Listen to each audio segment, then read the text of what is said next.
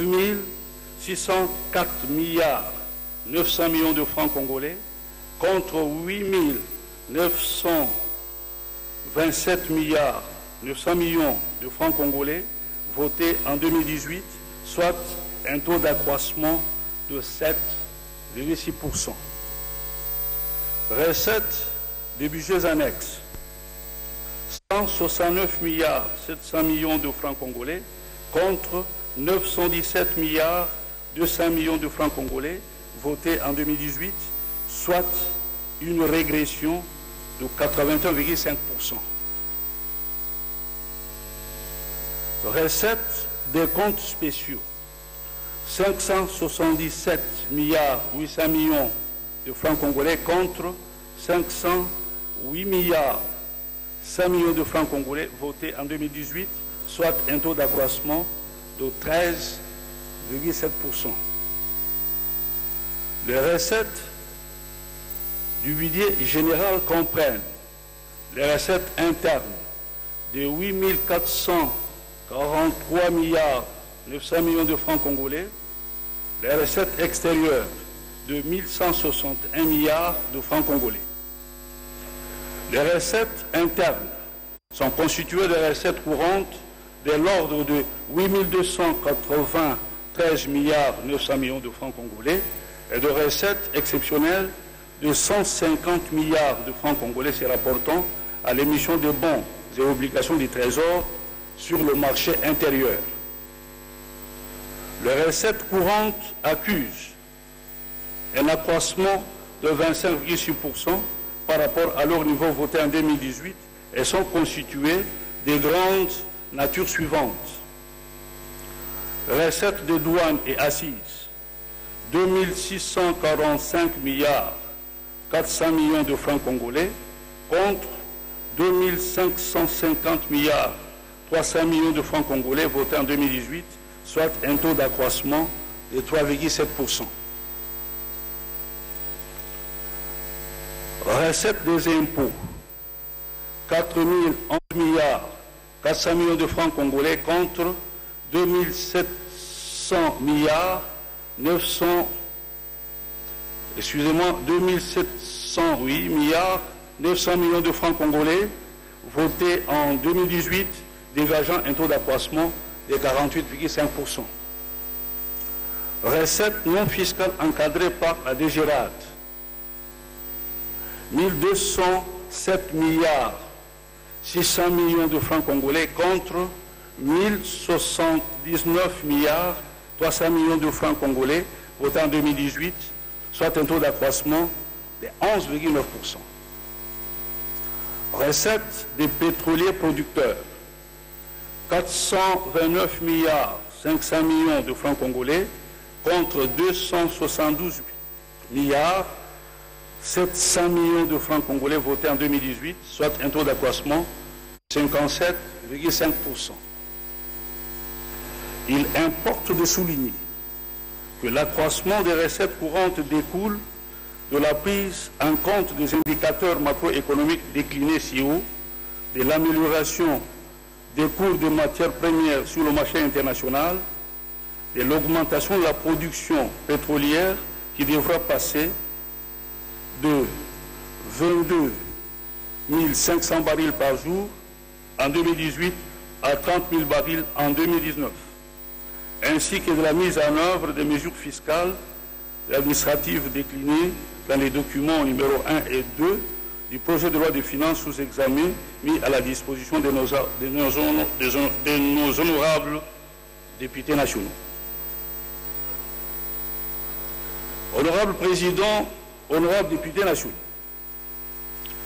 comme je l'ai souligné tout à l'heure, les dépenses projetées pour l'exercice 2019 se présentent en équilibre avec les recettes, tant pour le budget général, les budgets annexes que les comptes spéciaux.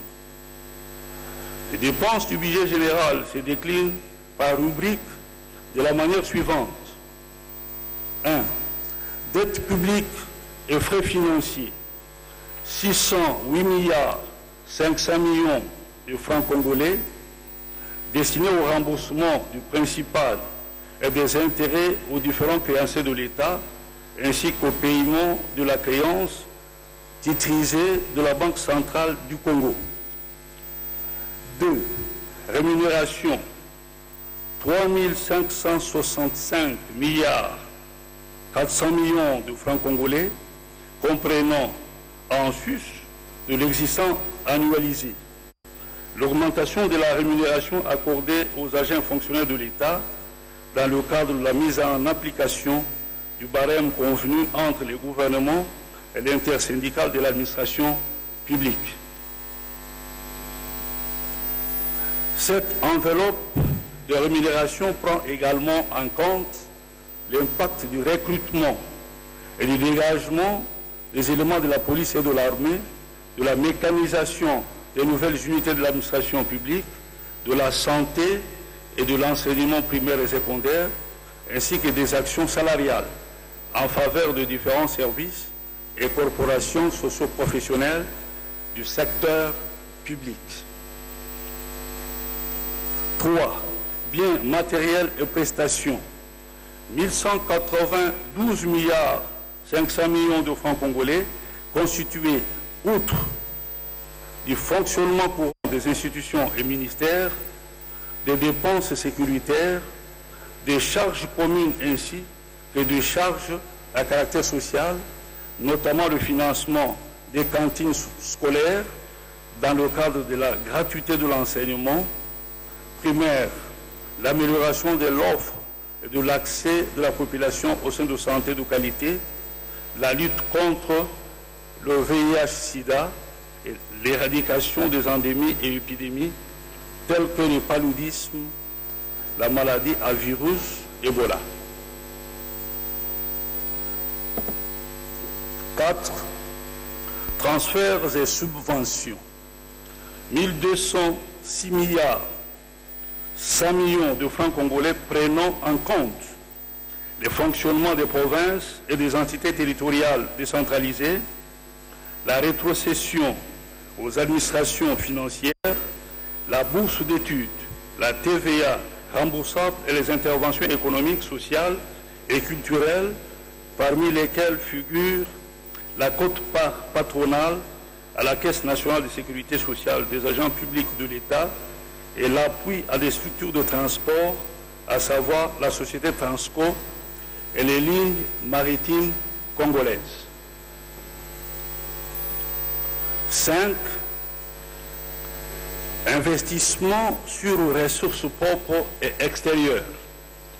2622 milliards 400 millions de francs congolais pour le financement des projets du gouvernement central et des provinces, ainsi que ceux financés par les bailleurs, BI et multilatéraux de la RDC, y compris les dépenses des contreparties. Parmi ces projets figurent la poursuite de la construction, de la réhabilitation et de l'équipement des infrastructures scolaires et sanitaires,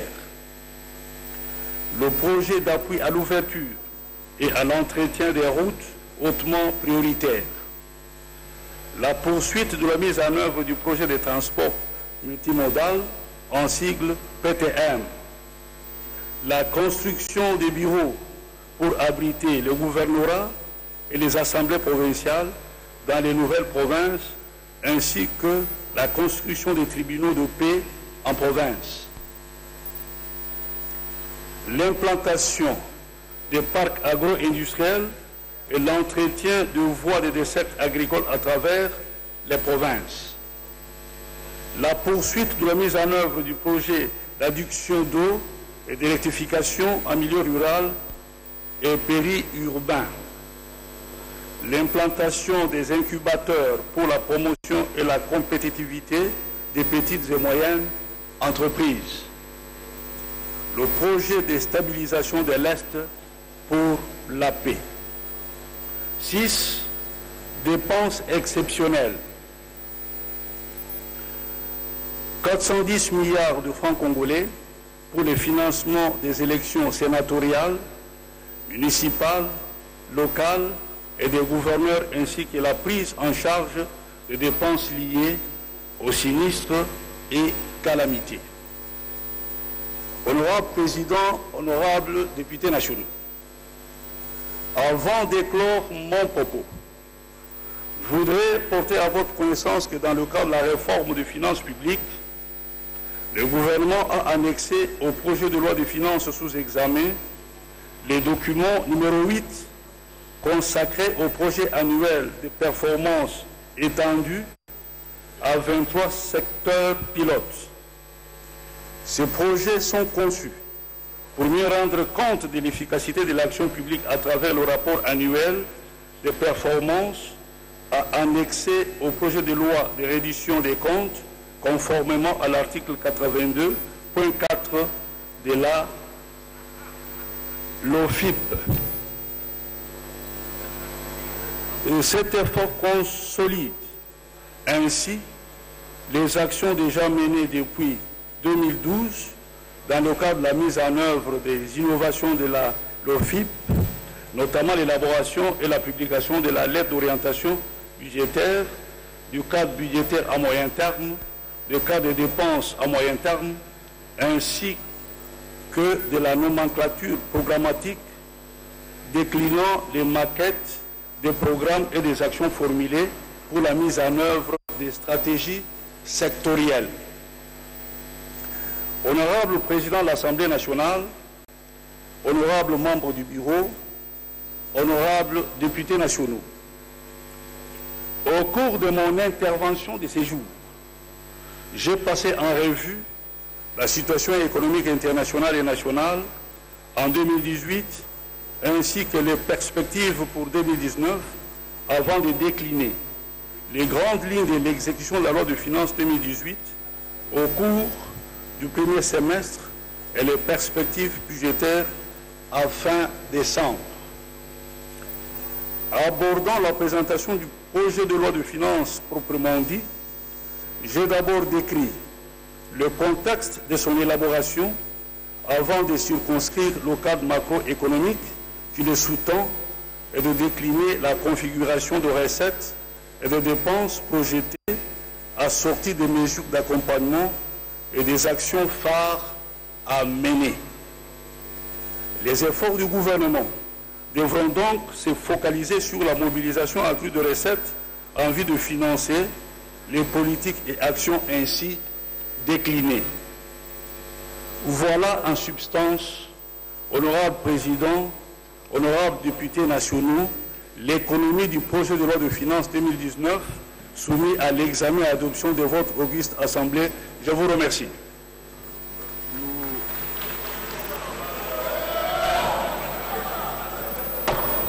S'il vous plaît, nous vous remercions, Monsieur le Premier ministre, de votre exposé, mais il faut lire le règlement intérieur de l'Assemblée nationale. Messieurs les collaborateurs, vous n'avez pas le droit d'applaudir. Merci, Monsieur le Premier ministre. Vous pouvez prendre place. Oui, vous avez la parole.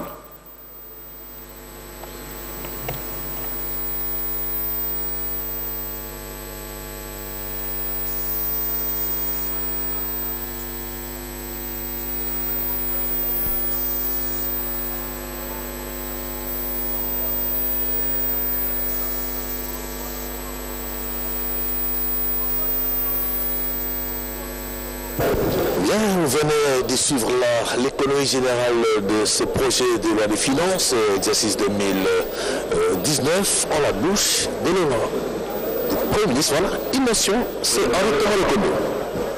Merci beaucoup, Monsieur le Président, de la parole. Monsieur le Président, Madame, Monsieur le membre du Bureau, chers collègues, j'ai demandé cette motion d'information pour dire ce qui suit. Vous en doutez bien que je ne suis pas venu ici pour arrêter le débat. Le débat va se poursuivre. Mais il y a une inquiétude, Monsieur le Président, quant au respect des textes. Nous risquons de faire un travail, élaborer un travail, et constater qu'à la fin, il y a un dysfonctionnement au niveau de la loi. J'ai sous mes yeux, Monsieur le Président, la loi relative aux finances publiques de l'État. Voilà ce que l'article 6 de cette loi dit. le pouvoir central, la province ou l'entité territoriale décentralisée présente, chacun en ce qui le concerne et dans un document unique, toutes les ressources et toutes les charges afférentes à une année. Et c'est le deuxième alinéa qui est important pour moi. Le budget de l'entité territoriale décentralisée est intégré en recettes et en dépenses dans le budget de la province pour constituer le budget provincial. Les budgets provinciaux sont consolidés avec le budget du pouvoir central pour constituer le budget de l'État.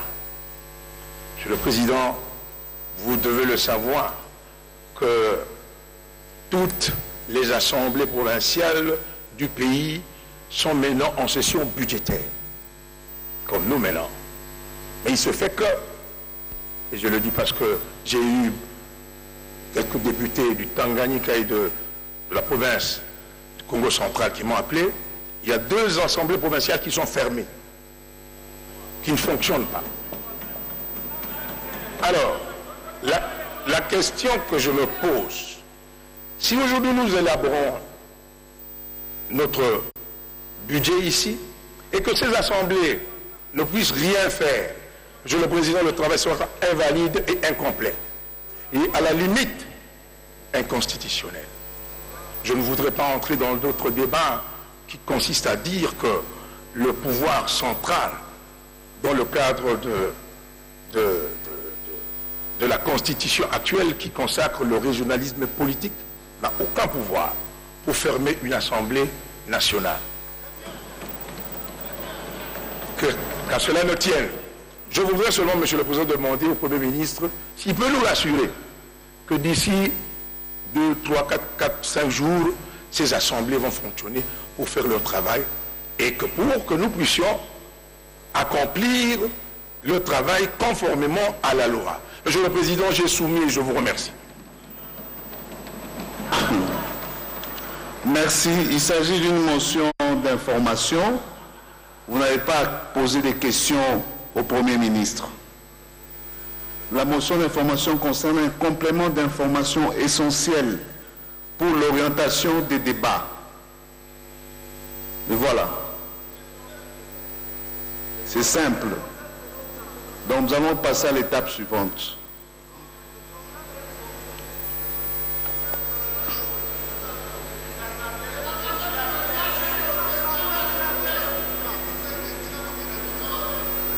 Une motion d'information n'a pas pour objet d'interroger le Premier ministre. C'est une information essentielle, encore qu'il y a à débattre sur l'épithète essentielle par rapport à cette information. Nous avons accordé la parole au collègue. Il s'est exprimé librement et nous poursuivons la procédure. Le Premier ministre n'a pas à répondre. Chaque député peut tenir compte de cette motion ou pas. Encore que j'insiste sur le qualificatif essentiel. Chers collègues, avant de soumettre ce projet de loi à débat, comme de coutume, je voudrais vous informer que la parole sera accordée conformément à nos us et coutumes aux seuls délégués désignés par les groupes parlementaires et les non-inscrits selon le timing leur imparti. Pour ce qui est de la répartition du temps de prise de parole, nous nous référons à celle arrêtée par la conférence des présidents lors de l'examen du projet de loi de finances de l'exercice 2018. Cette répartition se présente comme suit. PPRD, 15 minutes. UDPC allié, 13 minutes. MSR allié, 12 minutes. AFDC allié, 12 minutes. Unité, 12 minutes. GPR, 12 minutes. UNC allié, 10 minutes. EDD, 10 minutes. MLC allié, 10 minutes. REE, 10 minutes. GPLDS, 10 minutes. Terre d'avenir, 10 minutes. ARD 10 minutes, Palou Ali 10 minutes, non inscrits 5 minutes. Nous aurons en principe 2 heures et 41 minutes consacrées aux interventions des honorables députés. À l'issue des interventions, nous suspendrons le débat général et nous accorderons au gouvernement 48 heures pour préparer ses réponses. Chers collègues, après ces précisions, je voudrais inviter les présidents des groupes parlementaires et bien évidemment les non-inscrits à pouvoir s'organiser pour nous présenter les listes des intervenants dans les 5 minutes. Merci. La disposition pratique pour passer à l'étape suivante, qui est celle du débat général ouvert sur ce projet de loi que le Premier ministre vient de présenter alors en toute intégralité à travers une économie générale qui a permis aux députés nationaux de se faire l'idée. Bruno Tshibala a relevé bien entendu que le projet de loi des finances de l'exercice 2019 s'élabore dans un contexte caractérisé sur le plan politique et sécuritaire par l'organisation imminente des élections présidentielles, législatives et provinciales, la persistance des foyers de tensions dans l'Ituri, dans le Kasaï, ainsi que la résurgence des groupes armés dans le Nord Kivu. Sur le plan économique, le Premier ministre a insisté que le contexte est caractérisé, bien entendu, par la stabilité du cadre macroéconomique attesté par le ralentissement de la dépréciation de la monnaie nationale et la décélération du rythme de formation des prix intérieurs, l'entrée en vigueur du code minier révisé et le bon comportement des cours de produits miniers et de pétroliers, l'amélioration bien entendu des conditions salariales des agents et fonctionnaires de l'État dans le cadre de la mise en œuvre des accords conclus entre le gouvernement et le banc syndical, ainsi que par la résurgence des maladies épidémiques, notamment celle du virus d'Ebola et le choléra. Sur le plan de réforme, le Premier ministre a relevé que le contexte est caractérisé par la mise en place progressive des structures de la réforme administrative et le rajeunissement de l'administration publique, le déploiement progressif en province de la Caisse nationale de sécurité sociale, des agents publics de l'État et le moratoire sur le délai de mise en œuvre du budget et programme. Voilà un contenu intéressant qui ouvre le débat général. Pendant 7 ans, les députés nationaux sont en train de s'inscrire les uns après les autres pour participer à ce débat. Le président de l'Assemblée nationale, l'honorable Denis Lakou, a eu le temps de le répartir à travers leurs groupes parlementaires et à travers leurs plateformes respectives afin de prendre parole. Et ce débat général pourra pratiquement compter plus de 2 heures. L'honorable Denis Lakou l'a précisé et qu'il a même précisé bien entendu que le Premier ministre Bruno Tshibala aura 48 heures pour venir répondre à toutes les préoccupations qui seront exprimées à l'issue de ce débat général. Et s'il faut vous rappeler aussi les chiffres qui sont très petits quand il faut les prononcer, le budget du pouvoir central de l'exercice 2019 est présenté en équilibre en recettes et en dépenses à plus de 10 000 milliards 352 000, soit 10,7% d'égalité, un taux de régression de 0,01% par rapport à ce niveau de l'exercice 2018 arrêté à plus de 10 353 milliards de francs congolais. Cette légère régression, a dit Bruno Tshibala, due bien entendu exprimée en dépit de l'augmentation des recettes courantes qui est inhérente à la baisse des recettes extérieures de 48,4% et des recettes du budget annexe de 81,5%. Toutes ces précisions ont été données par le chef du gouvernement qui a bien entendu relevé les aspects importants liés aux investissements, liés à des rémunérations, liés à des constructions. Bref, c'est un budget réaliste qui répond au temps.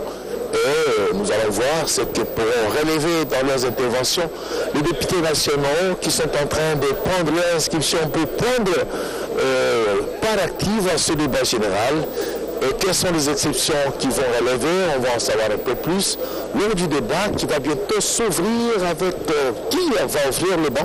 Parce que le protocole est à l'œuvre, vient de remettre au président de l'Assemblée nationale, l'honorable Bemirakou, la liste de ceux qui préfèrent et qui se sont vus désignés par leur plateforme pour prendre parole et exprimer leurs préoccupations. Tout à l'heure, on verra au nombre desquels vont s'exprimer et faire voir, bien entendu, certaines exceptions à relever. Voilà, le président de l'Assemblée nationale va prendre la parole et c'est pour passer à l'appel de ceux qui voudront bien prendre la parole pour exprimer leurs préoccupations eu égard ce budget pertinent qui permettra, bien entendu, à la République démocratique du Congo de fonctionner durant toute une année civile. Il s'agit de janvier, février, mars, avril, juillet, août, octobre, novembre, septembre, décembre, comment pouvez-vous le dire, toute l'année 2019, les moyens de la politique seront définis aujourd'hui à travers l'autorité budgétaire qui est l'Assemblée nationale. Débat général ouvert, c'est tout à l'heure, on va en savoir un peu plus. Qu'est-ce qui n'est pas dit, qu'est-ce qui n'a pas été dit, qu'est-ce qu'il faut compléter, qu'est-ce qu'il faut corriger, qu'est-ce qu'il faut retrancher. Les députés nationaux vont relever à travers le débat général qui va bientôt s'ouvrir. Ils s'inscrivent les uns après les autres. Entre-temps, le gouvernement, dans son ensemble, conduit par le Premier ministre, Bruno Tibala est là, accompagné de ses deux vice-premiers ministres, le ministre d'État, naturellement en charge des relations avec le Parlement, et le ministre sectoriel commis à cet exercice. Ils sont là, ils attendent des questions, et pour y réserver des réponses conséquentes, comme vous pouvez le savoir, vous rappelez, le président de l'Assemblée nationale avait dit que nous devons y aller jusqu'au 22 novembre, que notre pays sera plongé en débat dans la campagne pour les élections présidentielles, législatives et provinciales. Et il faut y aller un peu très vite, comme l'a dit l'honorable Bemirakou, pour doter le gouvernement de la République des moyens de sa politique. Et entre-temps, nous ne sommes pas encore là-bas. Voilà, maintenant, c'est le moment venu pour faire appel à ceux qui ont donné leur nom pour prendre la parole à l'issue de ces débats généraux sur le projet des finances pour l'année, le projet des finances, de la loi des finances pour l'année 2019, dont l'économie générale venait d'être présentée par le premier ministre du gouvernement, Bruno Tibala Zézé.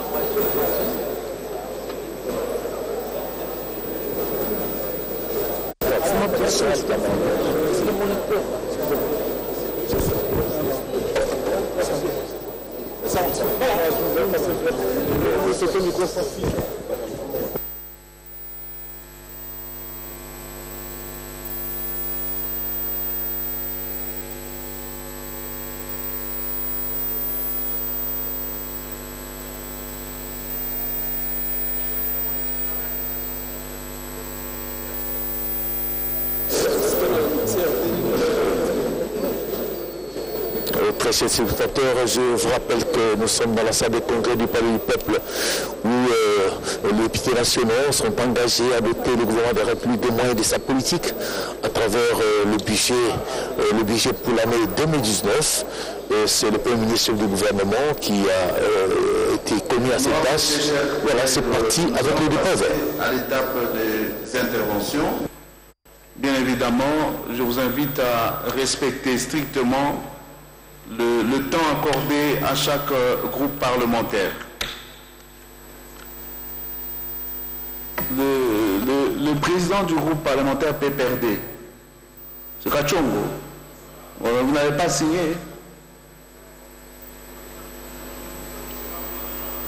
Bon, vous allez confirmer ou pas quand je vais appeler. Oui. Voilà, nous commençons avec l'honorable Massanza Godefroy. C'est le groupe parlementaire REE. Une seule demande de parole. Et donc vous avez droit à 10 minutes au maximum.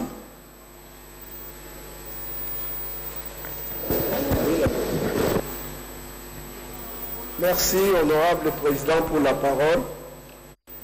Honorable président, honorable membre du bureau, distingués collègues, je viens de suivre scrupuleusement